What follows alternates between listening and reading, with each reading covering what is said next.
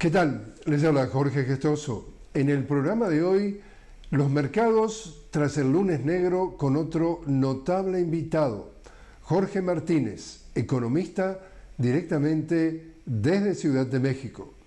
Jorge Martínez, una cálida bienvenida al programa. Muchas gracias por la invitación, un gusto estar aquí. El gusto también es nuestro, Jorge. Estamos terminando una semana en donde nos tocó vivir a nivel de las bolsas mundiales un lunes negro y una semana por lo menos complicada en términos de mercados. ¿Qué ha pasado? Pues mira, el domingo pasado la decisión el Banco Central en Japón fue incrementar las tasas de interés de su Banco Central. ¿Esto qué quiere decir? Que pasaron de una tasa de 0 a 0.25, lo cual encarece el crédito en su economía y en todos los operadores que realicen el famoso carry trade. El carry trade es una operación financiera que consiste en pedir prestado barato y luego invertir. Eso quiere decir que todas las personas que realizan este tipo de operaciones o instituciones, inversionistas institucionales, vieron que se encarecía el crédito. Y bueno, ahí hubo una situación de cambio de yenes por otro tipo de divisas y vimos un desplome a consecuencia también de este incremento de la tasa de referencia del Banco Central de Japón de sus mercados. Eso aunado a otro factor importante que es el dato de empleos de Estados Unidos.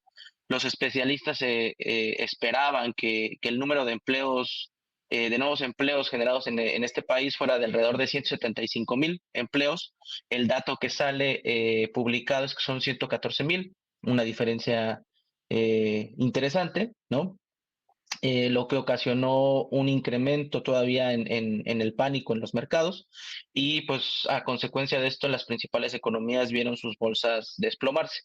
Desplomarse en un sentido pues relativo, dado que no cayeron más de 15%, ¿no? En algunos casos fueron apenas el 7%, dependiendo de la acción.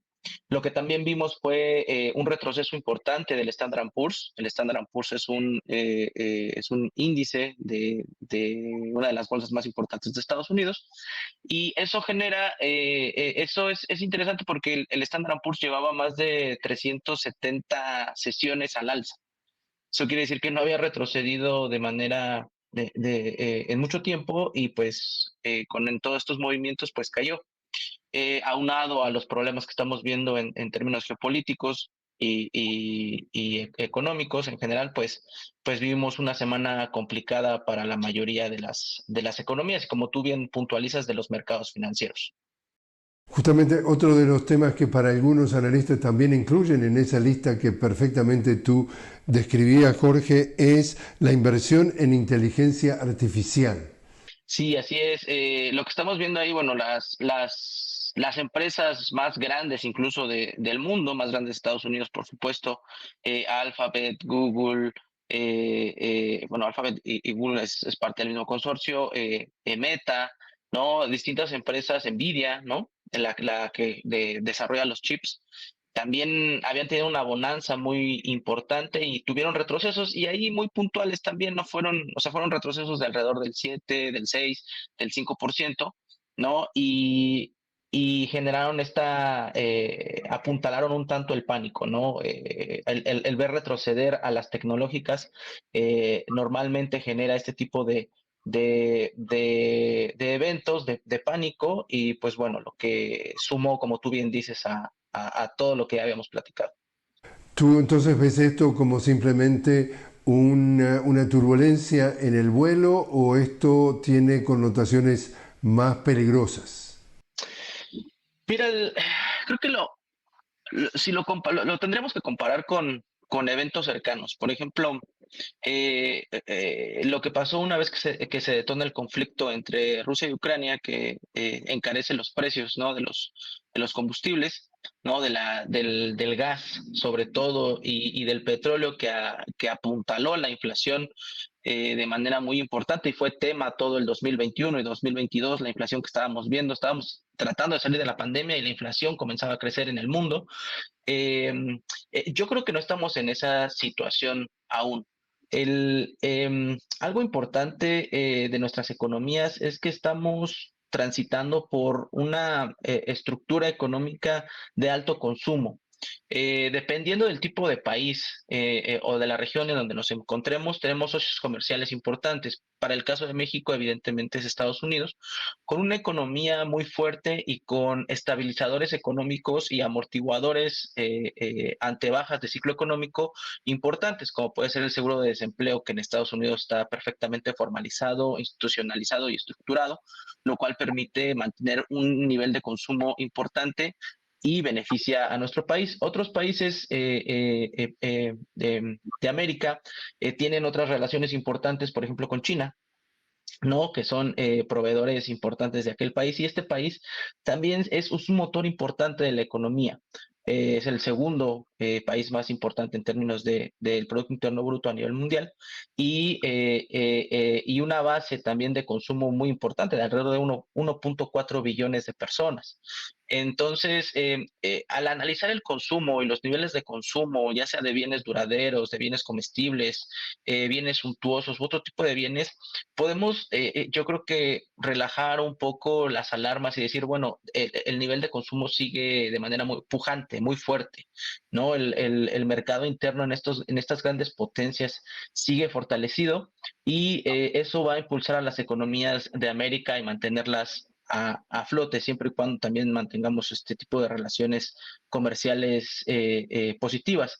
Ahí a lo mejor hay que puntualizar un poco el caso de Argentina, ¿no? Que sigue viviendo turbulencias fuertes, a pesar de que, bueno, ellos están en un reacomodo político, pero en general yo diría que no estamos viviendo lo que pasó con la inflación de hace un año. Estamos hablando de un año político en Estados Unidos, noviembre, entonces elecciones presidenciales en plena campaña electoral, estamos y allí entonces informaciones falsas o rumores o insinuaciones tienen también una raíz política y ahí cuando vimos que el lunes estábamos frente a un lunes negro, empezaron también a lanzarse esos rumores de que Estados Unidos podría estar en la puerta de una recesión. ¿Qué dices tú? Pues bien, a Estados Unidos lo están poniendo en recesión desde hace 5 años, ¿no? Vive constantemente los analistas diciendo que Estados Unidos va a entrar en recesión, que va a entrar en recesión. Eh, es cierto que el VIX, un índice que mide la volatilidad y el miedo, por así decirlo, no, el índice del miedo, algunos le denominan, tuvo un incremento importante en esta semana. Eh, eh, no lo veo tan claro el hecho de que entremos en una recesión. El principal problema que tenemos en estos momentos a nivel mundial y claro en Estados Unidos también es el nivel que tienen los bancos centrales, su tasa de referencia. La tasa de interés es una tasa que se fijó justamente para tratar de mitigar los efectos inflacionarios, ¿no? Del mercado y que no ha cedido. Lo que comentó Powell, el presidente de la Reserva Federal recientemente y que se puede ver en sus minutas, es que seguramente en septiembre haya una disminución de esta tasa de referencia. Eso quiere decir que va a disminuir el costo del crédito, ¿no? El costo del dinero. Siempre es positivo para la economía que esto disminuya porque la dinamiza. Entonces, si la Reserva Federal camina en este sentido de disminuir la tasa de interés, vamos a ver un efecto cascada en otras economías. La mexicana, por ejemplo, es muy dependiente de las decisiones del Banco Central. Nuestro Banco Central, el Banco de México, normalmente toma decisiones en función al nivel que mantenga la Fed y así otras economías, ¿no? En el caso de Japón, subió su tasa de referencia, pero porque Japón la tenía en cero. Incluso llegó a tener periodos negativos justamente porque las economías las características de la economía japonesa son muy particulares. Ellos viven, son la tercera potencia a nivel mundial, ¿no? En términos económicos, pero viven en periodos de muy baja inflación. Entonces ahí hay que tener esa particularidad. Yo creo que cuando la Reserva Federal disminuya sus tasas de referencia, lo harán también otras economías de la región y eso va a dinamizar la economía en su conjunto. Es decir, que no tenés en principio temores de que la economía de los Estados Unidos esté por entrar en recesión. Eh, Mira, yo no creo que entre en recesión porque a pesar de que el dato de empleos no fue el que se esperaba, es decir, se registraron 114,000 empleos en lugar de 175,000, ¿no? En la última publicación, aún son más de 100,000 empleos, es decir, aún está generando economía, no hay destrucción de empleo. Los últimos datos del Producto Interno Bruto siguen siendo positivos. Hace alrededor de año y medio, 2 años, tuvo dos periodos de cero, un periodo de cero y uno negativo, ¿no? 2 trimestres consecutivos. Y y sí es cierto que se está enfriando un tanto la economía, pero no lo veo como un momento recesivo importante. Me parece que la corrección que hubo en los mercados, hubo algunos que tomaron ganancias, ¿no? Los que vendieron en ese momento, ahora están comprando. Entonces, por ejemplo, el caso de las bolsas en América Latina no sufrieron tanto como en otros países. El caso de México apenas cayó 2% y no lo veo, a menos claro que haya un evento, me parece más bien geopolítico importante, decisivo, que se complique un tanto más la situación en Medio Oriente o algo por el estilo. No creo que ocurra algo así en el siguiente trimestre. Casualmente coincide entonces el análisis de varios expertos que dicen que el tema de Estados Unidos, que había disminuido menos que lo esperado la producción de nuevos empleos, se contrarrestaba de alguna forma con que la tasa de desempleo había subido apenas del 4.1 a 4.3, con lo que para muchos analistas significaba que todavía seguía siendo fuerte el tema del empleo en los Estados Unidos. Sí, sigue siendo fuerte. Además de que la tasa de desempleo, como tú mencionas, está alrededor del 4%, los amortiguadores que ellos han construido a lo largo de décadas para la población en caso de la pérdida de empleo, mantiene un nivel de consumo estable y alto incluso, ¿no? El famoso seguro de desempleo es un mecanismo de seguridad social incluso que hace llegar una cuenta, un monetario, una unidad monetaria constante, cierto dinero de manera constante fluye a las familias, a las unidades, a los hogares, a las unidades familiares de manera periódica. Y eso hace que se destinen los recursos para mantener la economía a flote, ¿no? Comprando cualquier cosa, ¿no? Lo necesario, ¿no? Los enseres necesarios para la vida diaria. Entonces, esta tasa, como tú bien mencionas, del 4%, pues no se ha disparado fuertemente, siguen generando empleo, el consumo tampoco ha caído de forma brusca. Em, en América Latina, en algunos países, lo que preocupa un tanto es la inflación, porque a pesar de que a lo mejor la tasa de desempleo se ha mantenido en cierto nivel, el hecho de que la inflación no ceda de manera como en los países industrializados, pues sí afecta a la economía familiar. Pero yo no veo que sea algo catastrófico en los siguientes, ni incluso este año, ¿no? En los siguientes meses. Jorge, te voy a hacer una pequeña pausa. Estamos hablando con Jorge Martínez directamente desde Ciudad de México sobre esta semana que ha comenzado con un lunes negro en las bolsas a nivel mundial. Enseguida regresamos.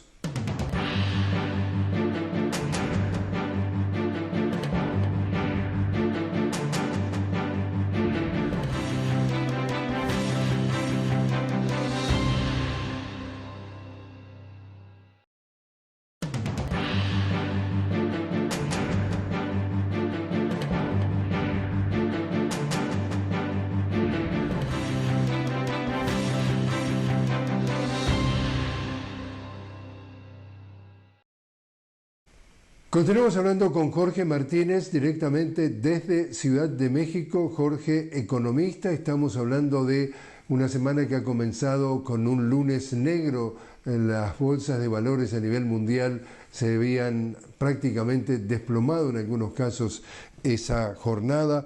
Jorge, y respecto a América Latina, ¿a qué economías o qué economías tú estás mirando con más atención y por qué?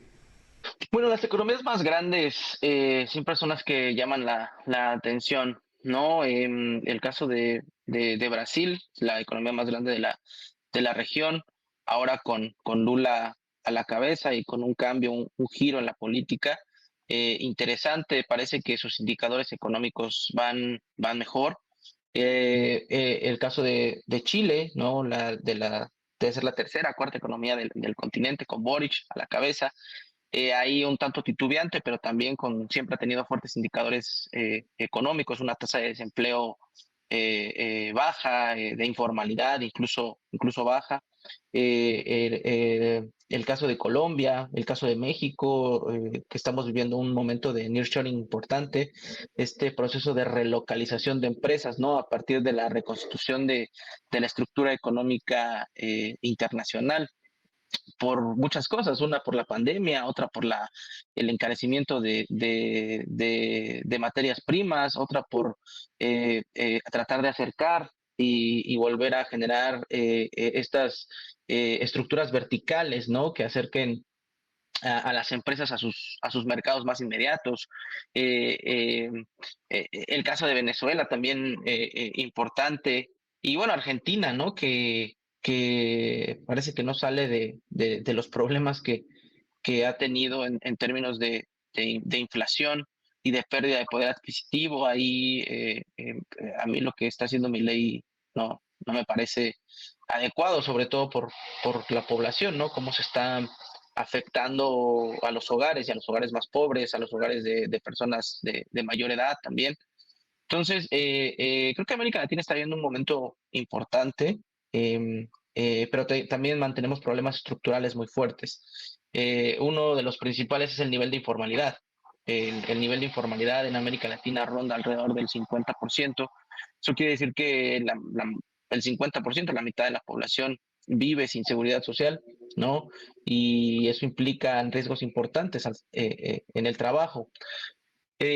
También hay que hablar que somos una población que está viviendo una transición demográfica, que está comenzando esa transición demográfica, pero aún somos una nación más o menos joven, ¿no? Salvo tal vez el caso de Uruguay, no tanto, pero en general somos una nación, perdón, una región de alrededor de 35 años, ¿no? En promedio, lo cual todavía habla de una mano de obra joven. Entonces, creo que varios países tienen características importantes. El caso de Costa Rica, que ahí está perdiendo un poco de dinamismo, pero se mantiene a la vanguardia en términos de Centroamérica. Y bueno, los casos ya muy particulares de todo Centroamérica, ¿no? El Salvador, Honduras, que siguen con sus problemas de décadas, Nicaragua, Guatemala, que también ahí como que no acaba de cuajar. El caso del Perú, ¿no? También con problemas políticos importantes. En, no sé, 6 años han tenido 6 presidentes, me parece, pero su economía sigue a flote de manera, pues también positiva, ¿no? Yo creo que el caso de América Latina es de analizar, es importante, pero creo que también tiene sus particularidades. El caso de México y Centroamérica, pues depende de manera muy fuerte de Estados Unidos. El caso de Sudamérica depende un tanto más, ¿no? De lo que pasa en China, en Asia. Pero seguimos siendo una nación que comparte un idioma y movilidad también de la fuerza de trabajo. Próximamente, entonces, la presidenta electa de México, Claudia Sheinbaum, de alguna forma sucesora desde el punto de vista político del actual presidente Andrés Manuel López Obrador. Ella dice que va a construir el primer piso de entonces el movimiento que ha hecho a través de Morena el presidente AMLO. ¿Se puede anticipar qué cosa en materia de economía? Sí, lo que menciona la doctora, presidenta electa Claudia Sheinbaum, es el segundo piso de la cuarta transformación. Ella hace el comentario, ¿no? De que el primer piso pues lo construyó el presidente, ella va a construir el segundo piso de la cuarta transformación. ¿Por qué la cuarta transformación? Porque en México, en términos históricos, pues, vivimos tres transformaciones importantes: la independencia, la guerra de reforma y la revolución. Esta sería nuestra cuarta transformación, como lo ha dicho el presidente Andrés Manuel. Eh, en los primeros 6 años de este movimiento, de este gobierno, fueron muy importantes para la población, porque vimos un incremento sustancial del salario mínimo y de los salarios en general, lo cual ayudó bastante a mitigar los efectos negativos de la inflación. Vimos un incremento en los niveles de empleo también formal muy fuertes, del poder adquisitivo, un reordenamiento de la administración pública fuerte, una disminución de las canonjías que tenían antes los servidores públicos dependientes del gobierno federal, con sueldos estratosféricos. El presidente, más de la mitad se recortó el sueldo, y así lo hicieron entonces todas las personas que estaban abajo de él, evidentemente toda la administración pública. Lo que propone es muy interesante la doctora Claudia Sheinbaum en este segundo piso de la cuarta transformación: aprovechar los altos niveles de inversión extranjera directa que están llegando al país. Tiene una plataforma energética muy fuerte la doctora, porque sabemos que sin incremento de la capacidad instalada de energía, de la generación, no vamos a poder avanzar como queremos. Ella es una científica, es física por licenciatura, pero tiene una maestría y un doctorado en energías. Entonces, ella le apuesta mucho a la parte energética. También tiene un plan muy fuerte para desarrollar ferrocarriles en México. Tiene un plan para hacer también una gran agencia de digitalización y disminuir esta parte burocrática que a todos a veces nos atora, que se ve muy interesante. Y un reordenamiento también ahí un tanto de la administración, ella hará. Lo que hizo en la ciudad parece que, bueno, los datos al menos fueron muy positivos en términos de disminución del crimen en todos sus rubros: homicidio, robo a transeúnte, automóvil, narcomenudeo, feminicidio. Tiene muy buenos datos en materia de seguridad la doctora, en materia económica también. Es una persona muy preparada, muy seria, y que sin duda le va a dar su toque al gobierno que entrará el 1 de octubre de este año. Y pues ahora tendrá ahí algunas cosas que enfrentarse, ¿no? Por ejemplo, el caso de Estados Unidos. No sabemos quién gane. Parece que Trump está adelante por todos los problemas que han tenido los demócratas, ¿no? A nivel interno, y con su candidato, el presidente actual Biden. Y va a ser una relación también, pues, de las más importantes que tengamos, ¿no? De las disputas políticas más fuertes que tenga la doctora Claudia, presidenta electa de México. Bueno, justamente a Donald Trump parece que se le dio vuelta el viento, porque al llegar, digamos, una nueva fórmula presidencial de los demócratas con Kamala Harris, su vicepresidenta, como candidata presidencial, ahora las encuestas dan por lo menos empatados y ya empiezan a dar a favor a Kamala Harris como la favorita. Es decir, que todavía hay mucha agua que correr bajo el puente de aquí a la primera semana de noviembre. Pero la pregunta entonces, ¿esa relación podría cambiar de alguna forma, gane uno o gane otro, gane un demócrata o un republicano, o va más allá de quién es el inquilino de la Casa Blanca? Pues la relación comercial que México tiene con Estados Unidos es muy fuerte. Alrededor del 84 ya de nuestro comercio internacional está con Estados Unidos. Somos de hecho su principal socio comercial, arriba de China, ¿no? Arriba de Canadá.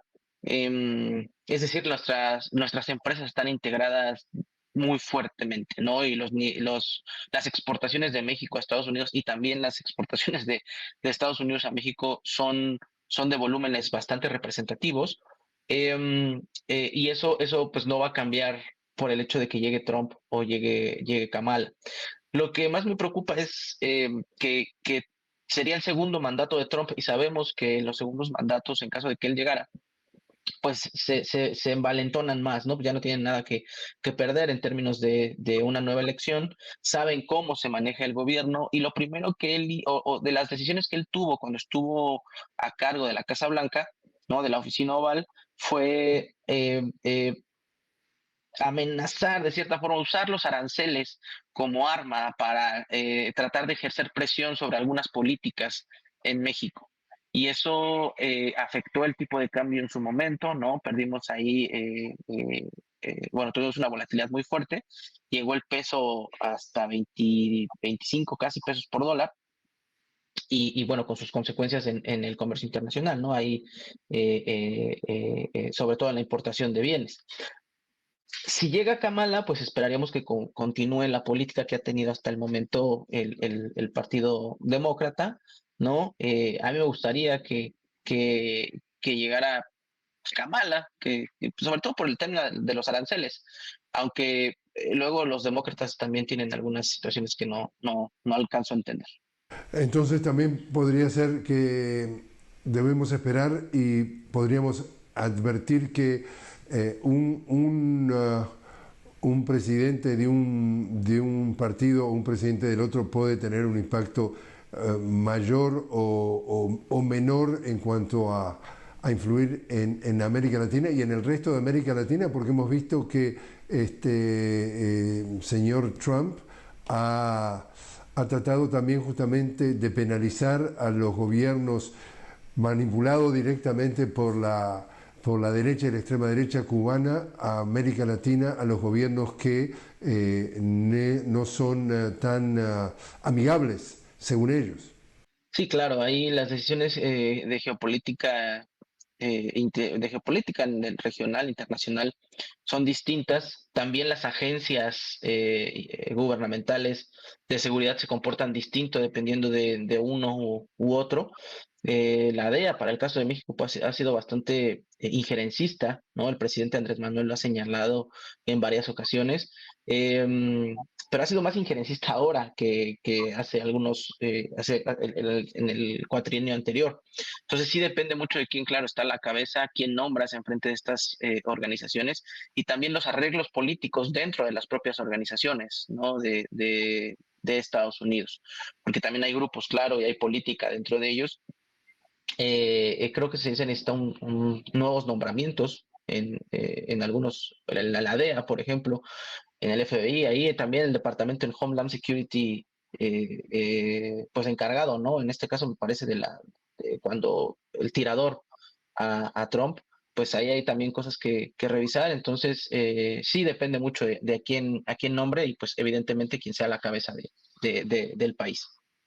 Jorge Martínez, muchísimas gracias por haber estado con nosotros. Le agradezco a ustedes la invitación, estoy abierto cuando guste. Gracias.